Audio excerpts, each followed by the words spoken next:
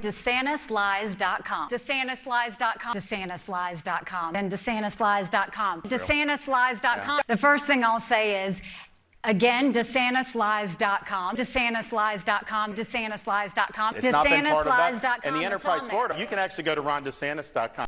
Governor DeSantis, let me ask you, what do you admire about Governor Haley?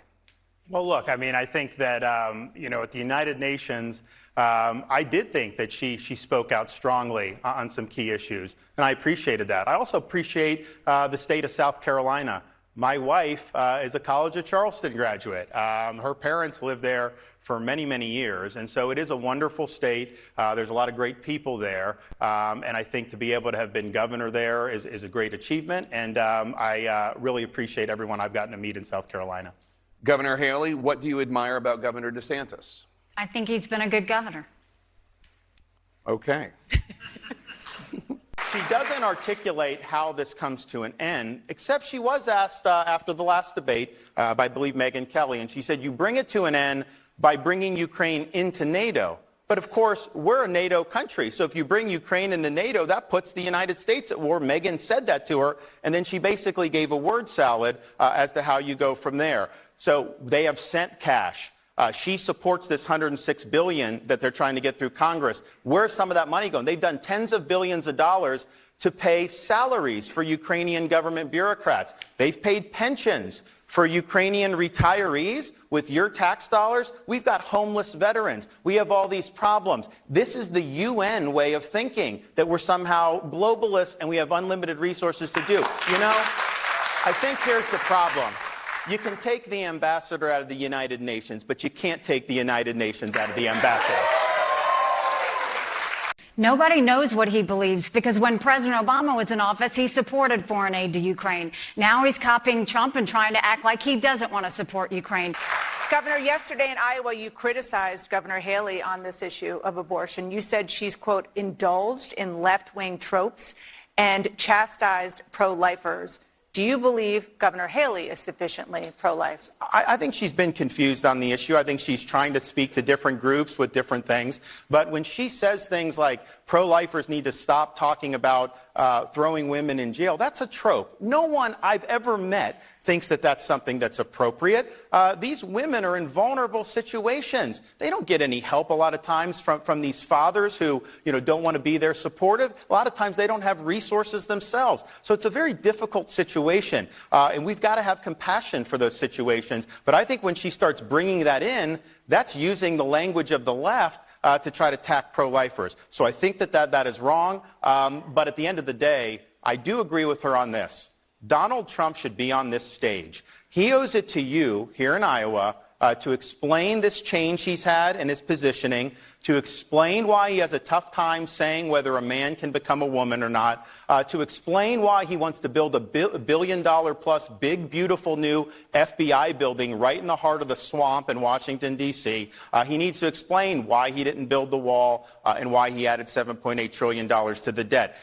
Every candidate needs to earn your vote. Nobody's entitled to your vote. And he comes in here every now and then, he does his spiel, and then he leaves. I've shown up to all 99 counties because it's important. You're a servant of the people. You are not a ruler over the people. And that's the type of president that I will be for you. Governor Haley, your response? I didn't hear the criticism from Ron about me for being pro-life, but I'm not surprised. It's something that he does all day, every day. I am unapologetically pro-life, not because the Republican Party tells me to be, but because my husband is adopted. And I've got my two sweet children sitting in front of me, and I had trouble having both of them. These fellas don't know how to talk about abortion. I have said over and over again, the Democrats put fear in women on abortion, and Republicans have used judgment. This is too personal of an issue to put fear or judgment. Our goal should be, how do we save as many babies as possible and support as many moms as possible? That's what we're going to focus on doing. We're not going to demonize this issue anymore. We're not going to play politics with this issue anymore. We're going to treat it like the respectful issue that it is. And the tropes that you want to talk about, you keep saying, where is anybody talking about putting a woman in jail or giving her the death penalty? South Carolina. There is legislation right now that would put a woman in jail if she got an abortion. Thank you, Governor. That's why I say that. Thank you, Governor. So I appreciated what President Trump did, but let's just be honest. He said he was going to build a wall and have Mexico pay for it. He did not deliver that. He said he was going to drain the swamp. He did not deliver that. He said he was going to hold Hillary accountable, and he let her off the hook. He said he was going to eliminate the debt, and he added $7.8 trillion to the debt. So we need to deliver and get this stuff done. He was president during the worst rioting in the modern history of this country, the BLM riots in the summer of 2020. When I saw that happening in Minneapolis, in Florida, I called out the National Guard. We had state law enforcement deployed. We said, you're not burning down our cities in this state. And you know what? It didn't happen. He sat in the White House and tweeted law and order, but he did nothing to ensure law and order. As your president, I will never let our cities burn. You have every right to stop this runaway rioting. As president, in fact, you have a duty. The question was, do you agree with the argument Donald Trump's lawyer made in court that a president should have immunity for any conduct, including in ordering the assassination of a political rival, unless that president is impeached and convicted by the Senate for that offense first? No, that's ridiculous. That's absolutely ridiculous. I mean, we need to use some common sense here. You can't go and kill a political rival and then claim, immunity from a president. I think we have to start doing things that are right. And, Ron said we should have leaders that we can look up to. Well, then stop lying, because nobody's going to want to look up to you if you're lying. But what I do think we need to look at is, what has President Trump done? You look at the last few years, and our country is completely divided. It's divided over extremes. It's divided over hatred. It's divided over the fact that people think that if someone doesn't agree with you, that they're bad. And now we have leaders in our country that decide who's good and who's bad, who's right and who's wrong. That's not what a leader does. What a leader does is they bring out the best in people and get them to see the way forward. That's what we need in our country. We don't need this chaos anymore. We need someone who's going to be a new generational leader that brings sanity back to America. And Governor Desantis, I'm wondering if you agree with the argument that Donald Trump's lawyer made in court that a president should have immunity for any conduct in office, including, as the judge asked, ordering the assassination of a political rival, unless the president gets impeached and convicted by the Senate for the offense first. Well, obviously, that attorney gave the case away on that explanation. I think the D.C. Circuit is going to rule against Donald Trump on that issue. I'm not exactly sure what the outer limits are. I don't think it's necessarily been litigated.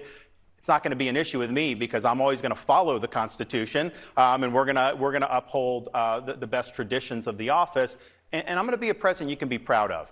I think it's important that people be able to look to the president and say, hey, that's somebody that's worthy of emulating. And so my wife and I, we just view ourselves to try to do well for our kids and to make sure they're proud of us, and we set a good example. So that's what we would do in that situation. But I think there's a larger issue Republicans have got to think of it. Donald Trump's going to lose that appeal. He's going to end up going to trial in front of a stacked left-wing D.C. jury of all Democrats. What are the odds that he's going to get through that? And that's even talking about the validity of the charges. I don't think he gets through that. And so what are we going to do as Republicans in terms of who we nominate for president? If Trump is the nominee, it's going to be about January 6th, legal issues, criminal trials. The Democrats and the media would love to run with that. I'm not running for my issues. I'm running for your issues. We need to make this election a referendum on the failures of Joe Biden, the failures of the Democratic Party, and how we have the formula to engineer a great comeback for this country. That's what I would do. The idea that we've had over 130 strikes on our men and women in Iraq and Syria is unconscionable. We're supposed to have their backs. And Biden has been slow. He's been hiding in a corner, and he hasn't dealt with it. We need to go and take out every bit of the production that they have that's allowing them to do those strikes. It's hugely important that we do that. And you can't do that if you have a Secretary of Defense that is in ICU and the president doesn't even know about it. What bothers me is, how does Biden not talk to his Secretary of Defense every single day, knowing that we have a war in Europe, a war in the Middle East, that we have our American military with strikes going on them. We've got brain injuries. My husband is deployed right now. As a military spouse, the idea that the Secretary of Defense would not even be in contact with the president, much less in contact with his staff, is unforgivable. Both of you talk about how important it is to protect the U.S. Constitution. 2 years after losing the 2020 election, Donald Trump wrote on social media about his baseless election lies, quote, "A massive fraud of this type and magnitude allows for the termination of all rules, regulations, and articles even those found in the Constitution, unquote. On that subject, former Vice President Mike Pence has said that on January 6, 2021, Donald Trump put himself over the Constitution. Governor Haley, is there any meaningful difference in how you and Donald Trump view the Constitution? I mean, look, you take an oath to the Constitution, and I think what you're seeing is Donald Trump basically said that the election was stolen. He went on and on talking about the election being stolen. He said that January 6th was a beautiful day. I think January 6th was a terrible day, and we should never want to see that happen again. And I think we have to always be strong on the fact that, look, we want fair elections, and we saw some discrepancies in those elections in 2020 that should be concerning. That's why I passed voter ID in South Carolina. That's why I think when absentee ballots go out, you should be able to verify signatures. That's why I think ballots need to be counted on Election Day, and you should get results on Election Day. But that election, Trump lost it. Biden won that election. And the idea that he's gone and carried this out forever to the point that he's going to continue to say these things to scare the American people are wrong. We've seen a lot of states come together and do more election integrity bills. We need to do more than that. We still have 3 or 4 states that I'm worried about that don't have that. But at the end of the day, I will always defend and fight for the Constitution. That's what we should do as Americans. I think what happened on January 6th was a terrible day, and I think President Trump will have to answer for it. Some Israeli cabinet officials are pushing for the mass removal of Palestinians from Gaza. Governor Haley told CNN last week she does not support that. Do you? So we got to support Israel in word and in deed, in public and in private. And they need to be able to finish the job. Joe Biden is kneecapping them. He'll say one thing, then he goes, and his base doesn't like Israel, so he's got to do all these other things. This is a time to recognize that they suffered the most deaths of Jews, murder of Jews since the Holocaust. Hamas wants a second Holocaust. They want to annihilate the state of Israel. So I think to be a good ally, you back them in the decisions that they're making with respect to Gaza. Look, there's a lot of pluses and minuses with how you're doing this. But for us to be sitting in Washington, second-guessing them, I don't think that's the right way. 15-second clarification. Do you support the mass removal of Palestinians from Gaza? So as president, I am not going to tell them to do that. I think there's a lot of issues with that. But if they make the calculation that to avert a second Holocaust, they need to do that. I think some of these Palestinian Arabs, Saudi Arabia should take some. Egypt should take some. They've never been willing to accept any of these folks in their own neighborhood. Thank you, Governor Haley. Well, first of all, we need to understand that the reason we need to support Israel is Israel's a bright spot in a tough neighborhood.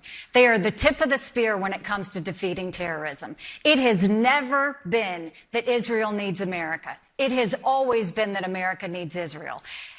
When I was at the United Nations, I fought every day for Israel. And if you would have listened to what I said at the United Nations, a 2-state solution wasn't something that was possible because Israel would always come to the table and the Palestinians wouldn't.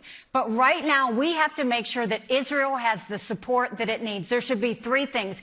Give Israel whatever it wants to get the job done. 2, eliminate Hamas once and for all. And 3, do whatever it takes to bring the hostages home.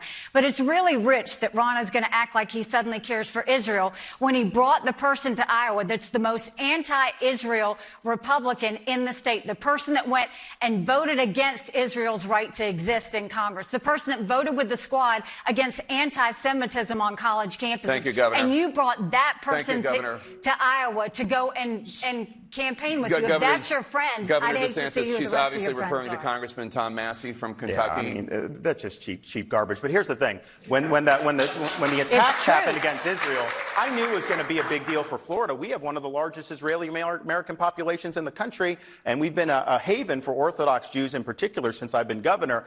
And you know what? Biden wasn't helping Americans get out of the war zone. These are people that were stranded. So I did an executive order. We scrambled planes, and we rescued over 700 Americans from Israel and brought them back safely to the state of Florida. There are more than 10 million undocumented immigrants already living in the United States, according to Pew Research.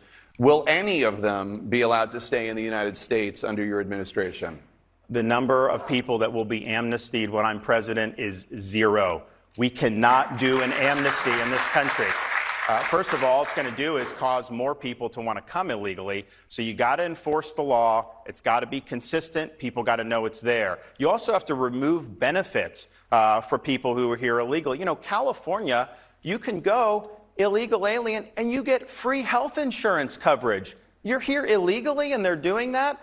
We should not let states provide these benefits. You know, in Florida, obviously, we don't do that. We don't allow the driver's license and all that. But some states do, and it creates a magnet for people coming in. So federally, no benefits, no enticements to come in. And then the states, we're going to crack down on sanctuary states and sanctuary cities. And I showed the hypocrisy of all this back in 2022, because we have a program to transport illegal aliens to sanctuary jurisdictions. And one of the places we sent 50 to, beautiful, liberal Martha's Vineyard. And you know what? These are folks that were on their high horse, saying how they were a sanctuary jurisdiction, saying nobody's illegal, all refugees are welcome. That's what they had in their town. The minute even 50 came up, they called a state of emergency and deported them off the island the next day. How do you think Texas feels? How do you think all these other communities feel that are being overwhelmed? So we cannot have liberal elites in this country imposing policies on the rest of us that they are not willing to deal with the consequences of themselves. Governor, a lot of time talking about retribution. And so there are questions about how much a second term of a Donald Trump presidency, second term, would be about retribution and looking backwards and grievances, and how much would be looking forward. Well, first of all, a lot of people would say that that's not so bad. Look what they did. Russia hoax, the FBI Twitter hoax, the 51 intelligence agents hoax, all of these different hoaxes that they did. I mean, you know, a lot of people would say that's probably quite normal. I'm not going to have time for retribution. We're going to make this country so successful again. I'm not going to have time for retribution. You know, in recent days, you seem to issue a warning that if in the courts, and even the U.S. Supreme Court, if they didn't treat you fairly, that maybe there would be bedlam in the country. Use that word, bedlam in the country. And in the last 2 days, at the same time, in the last two speeches, President Biden is focusing his campaign on the threat to democracy and political violence. Take a listen. I'll say what Donald Trump won't. Political violence is never, ever acceptable in the United States political system. Never, never, never. All right, so to Robert's question, this is clearly a focus of the Biden campaign. So can you say tonight that political violence is never acceptable? Well, of course that's right. And of course, I'm the one that had very little of it. Take a look at wars. Again, I didn't start. I wasn't involved in wars. We beat the hell out of ISIS. We won 100%. We brought our troops back home. Look at the violence that we've had. Look at the violence we have recently. Right, but when you say bedlam, what do you mean? I think you have bedlam. I think you look at Joe Biden, it's bedlam. You have a man who can't lead. You have a man who can't find his way off a stage after he makes a speech that lasts for about 2 minutes. No, I think bedlam is Joe Biden. I think that he's using this. This is just a political ploy. Trump is a dictator. He wants to be a dictator. You know, it's interesting. I did a show, Sean Hannity. Did you ever hear of him? He's a very nice man. And he said, essentially, you're not going to be a dictator, are you? Tell me. I think he was trying to give me a nicer question than maybe you guys would. He meant it very well. I said, I'm going to be a dictator for one day. We're going to do two things. The border, we're going to make it so tight you can't get in unless you come in legally. And the other is energy. We're going to drill, baby, drill. After that, I'm not going to be a dictator. After that, I'm not going to be a dictator. So you weren't saying that if the and the press picks it up. So I said, I'm going to be a dictator for one day. They cut it. They go, I'm going to be a dictator. But they cut the rest of the sentence. No, I am not going to be a dictator. When we had just prior to the China virus coming in, if you don't mind, I'd like to be accurate as opposed to COVID. It is the China virus. It came out of Wuhan. And I said a long time ago in your show, it came out of Wuhan. They were saying it came out of caves, bat caves, 2,000 miles away. It came out of Italy. It came out of France. No, it came out of Wuhan, the labs. And by the way, I don't think it was done I think it was done out of incompetence. That's what I think. I believe that a scientist went out, said hello to his girlfriend, and that was the end of that. She died, and then people started dying all over the place. But who knows? Who knows? I can tell you one thing. I got along with President Xi, but I took in $400 billion in tariffs and taxes from China. Let me just ask you a follow-up on that about who would be in your cabinet, in your administration. If you are the nominee, which I know you expect to be, who would be in the running for vice president? Well, I can't tell you that, really. I mean, I know who it's going to be. Give us a hint. We'll do another show sometime. Well, what about any of the people who you've run against? Would you be open to mending fences with any of them? I will. I've already started to like Christie better. Christie for vice president? I don't see it. That would be an upset. Christie for vice president. Ladies and gentlemen, I'd like to announce. First questioner, Robert, is an optometrist from Ankeny. Robert, where are you? Do you know which way you're going to caucus on Monday? Yes, I do. Okay, can we ask you? I'm going to vote for the third time for President Trump. Oh, okay. I like him. I knew I liked Robert. What's your question for the former president? Let's go to Kim, a small business owner from Brines. Is that correct? Kim, where are you? That is correct. Do you know who you're caucusing for Monday? I am proud to say I am a caucus captain. For? President Trump. With a white and gold hat. I have that white and gold hat. Thank you very much. That's beautiful. Thank you very much. Denise is here as well. Denise, where are you? You know, Denise came to our town hall last night. She came in saying that she was, if I remember correctly, you were leaning towards President Trump, but you did say you heard some things last night that you liked. Yeah. So where are you tonight? I spoke with a lot of my really close friends after last night. They were all up and wanted to know how it went. And we got back to President Trump. We just... I love you. Well, you weren't waving. That was the big news. Late today, the former governor of New Jersey dropped out of the race in New Hampshire. You saw it there. There's a lot of speculation now that there could be a combining of forces of the people who supported him. He had about 12% there. And by some estimates, you're ahead by an average of 14 in the Real Clear Politics average polling in New Hampshire. So if that 12 goes to Nikki Haley, she could give you a run for your money there. Well, you know, you have Democrats in New Hampshire, and they vote, and you have independents in New Hampshire in large numbers, and they vote. And I have polls that show me leading by a tremendous amount in New Hampshire and a lot in Iowa, and nationwide we're leading by almost 60 points. So I'm not exactly worried about it. I understand New Hampshire very well. I've won it twice and did very well with New Hampshire. I love the people. They love me, I think. We did a good job for New Hampshire economically and even from the standpoint of the military, taking care of the vets.